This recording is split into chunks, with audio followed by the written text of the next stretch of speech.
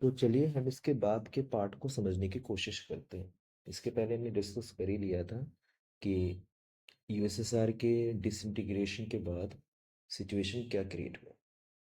तो उसमें जो पहला सिचुएशन था, फॉल ऑफ यूएसएसआर के बाद, नंबर वन पॉइंट है US unipolarity and the liberal international order. तो क्या हुआ कि यूएस यूनिपोलैरिटी, जैसा कि आप समझ सकते हैं यूनिपोलैरिटी मतलब क्या होता है कि यूएस यहाँ पर सबसे पावरफुल कंट्री है एंड लिबरल इंटरनेशनल ऑर्डर, और यूएस क्या बनाना चाहता है, दुनिया को लिबरल बनाना चाहता है। इसमें फर्स्ट पॉइंट देख लेते हैं क्या बोला जा रहा है। The immediate aftermath of the Soviet collapse saw the United States emerge as the unchallenged global hegemon. ठीक है, सोवियत यूनियन के कोलैप्स होने के ठीक बाद दुनिया में यूएस सबसे पावरफुल बना। यूएस को टक्कर देने के लिए दुनिया में कोई भी एक ऐसा कंट्री नहीं था जो यूएस को टक्कर दे सकता था। Clear. Second point, with no ideological or military rival of comparable strength, the US sought to promote democracy, free market and international institution. क्योंकि यूएस के आइडियोलॉजी को टक्कर देने के लिए कोई दूसरा आइडियोलॉजी उस समय पैदा ही नहीं हुआ था। और अगर था भी कोई नया आइडियोलॉजी उस समय जो यूएस के आइडियोलॉजी को, विचारधारा को टक्कर दे सके, तो वो दे नहीं सकता था, क्योंकि यूएस उस समय वर्ल्ड में सुपर पावर कंट्री बन के बैठा था।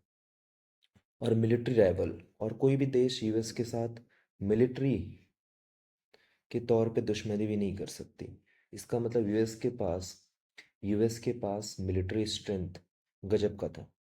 यूएस को मिलिट्री के मामले में टक्कर दे पाना भी पॉसिबल नहीं था। तो यूएस क्या करता था, यूएस डेमोक्रेसी को प्रमोट कर रहा था, यूएस फ्री मार्केट को प्रमोट कर रहा था, और यूएस इंटरनेशनल इंस्टीट्यूशंस को प्रमोट कर रहा था।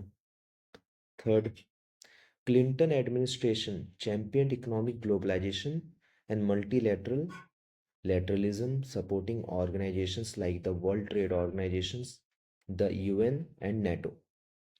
द क्लिंटन एडमिनिस्ट्रेशन, क्लिंटन कौन है, बिल क्लिंटन, उस समय अमेरिका के, जिसके आप देख सकते हैं ये थे ना, ये पर्सनैलिटी है बिल क्लिंटन।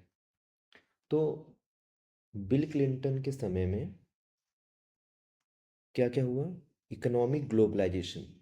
ग्लोबलाइजेशन मतलब होता है कि कोई भी देश अपने बॉर्डर्स को बंद नहीं रखेगा, किसी प्राइवेट कंपनी को एंट्री करने ना दे, ऐसा नहीं कर सकता। दुनिया को अपने आप को खोलना पड़ेगा, बॉर्डर्स को खोलना पड़ेगा, ताकि और भी कंट्रीज किसी दूसरे कंट्रीज में जाके बिजनेस कर सके, बिजनेस प्रमोट हो। इसको बोलते हैं ग्लोबलाइजेशन। तो globalisation and multilateralism. Multilateralism multilateralism multilateralism का जो मतलब है, मल्टीलैटरलिज्म मतलब होता है कि जब बहुत सारे कंट्री साथ में मिलकर किसी कॉमन गोल को अचीव करने की कोशिश करें, उसे बोलते हैं मल्टीलैटरलिज्म। तो मल्टीलैटरलिज्म प्रमोट हो रहा था उस समय, supporting organisations like the world trade organisations, और बड़े बड़े ऑर्गेनाइजेशंस को सपोर्ट कर रहा था अमेरिका। जैसे वर्ल्ड ट्रेड ऑर्गेनाइजेशंस डब्ल्यूटीओ को प्रमोट कर रहा था, यूएन को प्रमोट कर रहा था, और नेटो को प्रमोट कर रहा था।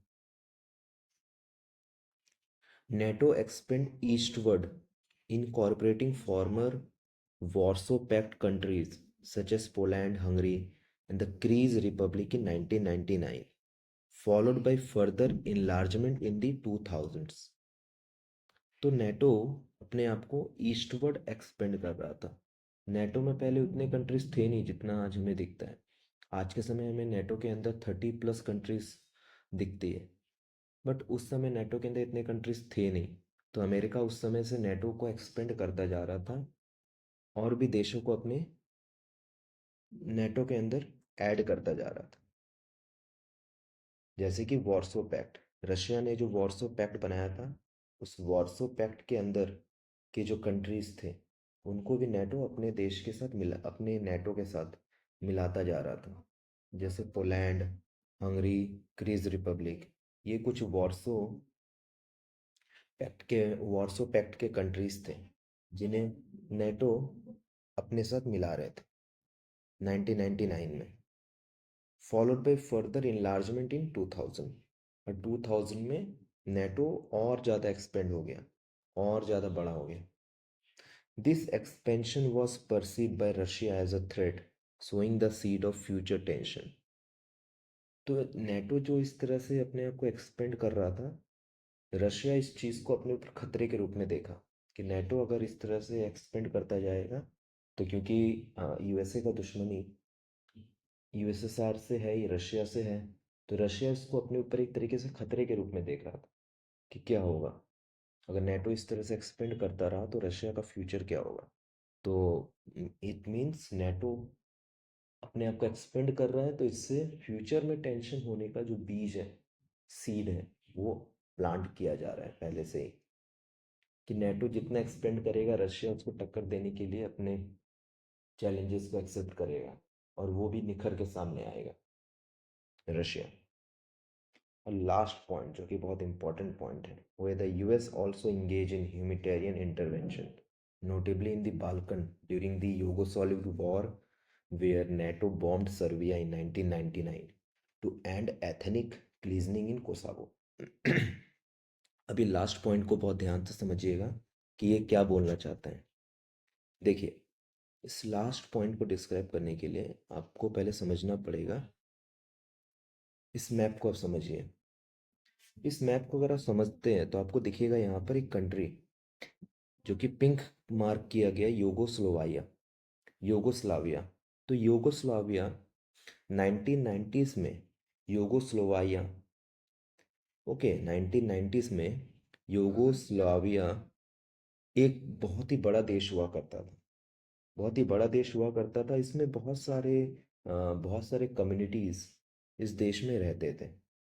ये यूरोप का बहुत बड़ा कंट्री हुआ करता था योगोस्लोवाकिया, और इसमें बहुत सारे कम्युनिटीज़ रहा करते थे। सर्बियंस, कोएस्ट, बोस्निया, अल्बानिया, ये बहुत सारे ग्रुप्स इस देश में एक साथ रहते थे 1991 में जैसे सोवियत यूनियन टूटा, ये जो योगोस्लाविया है, इनके अंदर, इनके देश के अंदर में भी पॉलिटिकल और कल्चरल, या पॉलिटिकल और कम्युनिटिकल टेंशन्स बढ़ना शुरू हुआ। अलग अलग समुदाय, अलग अलग ग्रुप्स आपस में लड़ना शुरू करेंगे। अलग अलग ग्रुप, अलग अलग कम्युनिटीज़ अपने आप को आज़ाद करना चाहते हैं, आज़ादी चाहते हैं कि हम इस देश के साथ मिलके नहीं रहेंगे, एक साथ नहीं रहेंगे, हमें अलग सा देश चाहिए। ओके, जिसके कारण ये जो पूरा देश है यूगोस्लाविया, ये बहुत ही छोटे छोटे टुकड़ों में टूट जाएगा। ओके, और जब ये टूटेगा छोटे छोटे टुकड़ों में, तो भी वायलेंस होगा, और जिसमें हज़ारों लोग मारा जाएगा। तो देखिए हुआ क्या, इसी यूगोस्लाविया के अंदर एक देश था जिसका नाम था कोसावो, जैसे कि आपको यहाँ पर दिख रहा है। कोसावो इस यूगोस्लाविया का ही हिस्सा हुआ करता था, ठीक है, यूगोस्लाविया का ही हिस्सा हुआ करता था,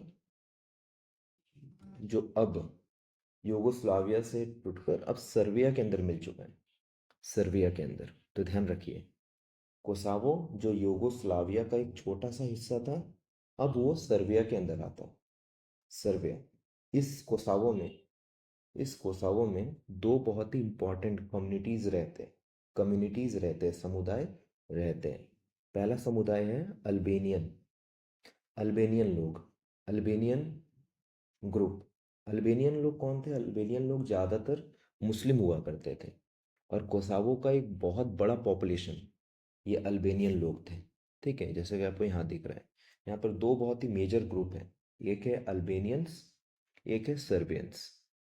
ओके, अल्बेनियंस कौन है? मुस्लिम्स है। कोसावो का most of the population Albanian से बना हुआ है। और सर्बियन लोग कौन है? क्रिश्चियंस है। और ये सर्बिया, सर्बिया का बहुत ही इंपॉर्टेंट कम्युनिटी है। ध्यान रखिए मैंने क्या बोला, मैं बोल रहा हूँ कि अल्बेनियन कोसावो का एक बड़ा कम्युनिटी है, कोसावो में इनका पॉपुलेशन ज़्यादा है। और ये जो सर्बियन है, ये पूरा सर्बिया में ही ज़्यादा पॉपुलेशन होल्ड करता है। और ये कोसावो भी किस देश के अंदर आता था उस समय? सर्बिया के अंदर आता था। ओके, तो सर्बिया के अंदर आता था कोसावो, कोसावो में दो ग्रुप हैं, अल्बेनियन जो मुस्लिम है, जो कोसावो का एक बड़ा पॉपुलेशन होल्ड करता है, और सर्बियन जो सर्बिया में एक इम्पॉर्टेंट कम्युनिटी है, क्रिश्चियंस है। 1990 में क्या हुआ, सर्बिया का जो सरकार थे, सर्बिया की जो गवर्नमेंट थे, जिनका लीडरशिप किसके हाथ में था, इस पर्सन के हाथ में था, स्लोबोदान मिलोसेविक। तो 1990s में सर्बिया का सरकार, जिसका लीडरशिप स्लोबोदान मिलोसेविक के हाथ में था, ये क्या किए, ये कोसावो में रह रहे अल्बेनियन लोगों पर अत्याचार करना शुरू किए। ओके, तो अल्बेनियन लोग अपना आज़ादी चाह रहे थे कि हमें आज़ाद करो, हम ये अत्याचार नहीं सह सकते। और सर्बिया बोलती थी कि नहीं, सर्बिया में से कोसावो को आज़ादी नहीं दी जाएगी। तो धीरे धीरे करके टेंशन्स बढ़ना शुरू हुआ, वॉयलेंस होना शुरू हुआ। 1998 से लेकर 1999 में सिचुएशन और बिगड़ गया। कोसावो में कोसावो लिबरेशन आर्मी, KLA, ये वो ग्रुप था। कोसावो लिबरेशन आर्मी नाम का एक ग्रुप बना, जो सर्बियन गवर्नमेंट के खिलाफ युद्ध करेगा, जिसको बोलते हैं सिविल वॉर। मतलब सर्बिया के अंदर ही वॉर होना, इसको बोलते हैं सिविल वॉर। किन किन के बीच होगा ये वॉर, कोसावो ने जो अपना कोसावो लिबरेशन आर्मी बनाया है, जो सरकार के खिलाफ लड़ाई करेगी, क्योंकि सरकार उन्हें आज़ादी दे नहीं रही। और वहीं पर सर्बिया की जो आर्मी है, सर्बिया की जो पुलिस है, वो अल्बेनियन लोगों पर हमला बढ़ा देगी। इसमें बहुत सारे अल्बेनियंस का जान जाना शुरू हुआ, जिसको बोलते एथनिक क्लीजनिंग। अब सर्बियन अब सर्बिया की सरकार ने यह तय कर रखा है कि अल्बेनियन लोगों को ख़त्म कर देंगे। तो पूरी तरीके से अपना फोर्स लगाकर अल्बेनियन लोगों को ज़बरदस्ती उनके घरों से निकाल कर उनके गांव जला देना, उनके लोगों को मार देना, ऐसे। और ऐसे देखने को क्या मिला कि लाखों लोग रिफ्यूजी बन गए। बस अब नेटो, क्योंकि अमेरिका अपने आप को पावरफुल कंट्री दिखाना चाहता है, तो अब वो इंटरवेंशन करेगा इस सिचुएशन में, वो इंटरवेंशन करेगा। अब नेटो इस सिचुएशन में इंटरवेंशन करेगा। तो इस तरीके का वॉयलेंस को देखकर पूरा दुनिया चकित रह गया। पूरा दुनिया सोच में पड़ गया कि क्या किया जाए। तो उसी समय अमेरिका और नाटो दोनों मिलकर ये फैसला किया कि अब इनको इंटरवेंशन करना ही पड़ेगा। नेटो और अमेरिका ने क्या किया, नेटो और अमेरिका ने यहाँ पर इंटरवेंशन किया, जिसको बोलते हैं ह्यूमिटेरियन इंटरवेंशन। ह्यूमिटेरियन इंटरवेंशन का मतलब, नेटो और अमेरिका का मकसद ये नहीं था कि वहाँ जाके लोगों का जान लेना। उनका मकसद था जो जान जा रहा है, जो मासूम मासूम लोगों की जो जान जा रही है, उसको रोकना। तो क्या हुआ ऐसा, 1999 में नेटो ने नेटो ने सर्बिया के खिलाफ हवाई हमला शुरू कर दिया। Okay, air strike. इन हमले का जो गोल था वो क्या था, सर्बियन सैनिकों का, देखिए सर्बिया जो मिलिट्री तौर पे इतना ताकतवर हो चुका है ना, तो सर्बिया के मिलिट्री को कमज़ोर करना मकसद था अमेरिका का। ताकि वो जो भी हॉट स्पॉट्स हैं सर्बियन आर्मी का, जहाँ पर लोग मिसाइल रखते हैं, गन्स रखते हैं, है ना, एम्यूनेशन रखते हैं सर्बियन आर्मी अपना, उन सब इलाकों पे बमबारी करना, ताकि वो सब इलाका तबाह हो जाए और फिर कोसावो में जो अल्बेनियन के ऊपर अत्याचार हो रहा है वो बंद हो जाए। तो सर्बिया के आर्मी का जो आर्मी ठिकाना, हथियार रखने वाले जगहों पर, हर जगहों पे हमला किया। और ये हमला लगातार 78 दिनों तक चला। 78 दिनों तक ये हमला चला, और फिर 1999 में सर्बिया ने हार मान ली और कोसावो से अपनी सेना हटा ली। इसके बाद यूएन ने कोसावो में शांति सेना भेजी, ताकि वहाँ शांति स्थापित हो। कोसावो बाद में 2008 में एक स्वतंत्र देश बन गया। हालांकि सर्बिया आज भी इसे अपने हिस्से के रूप में देखता है। तो यही था स्टोरी इस लास्ट पॉइंट के बारे में। अब आप इस लास्ट पॉइंट पे एक बार पढ़ के देखिए, आपको सब कुछ समझ आने लगेगा। The US also engage in humanitarian intervention. notably in the Balkan during the Yugoslavic War, where NATO bombed Serbia in 1999 to end ethnic cleansing in Kosovo. चलिए, इसके बाद के पॉइंट के लिए हम लोग नेक्स्ट वीडियो में मिलते हैं, तब तक के लिए बाय।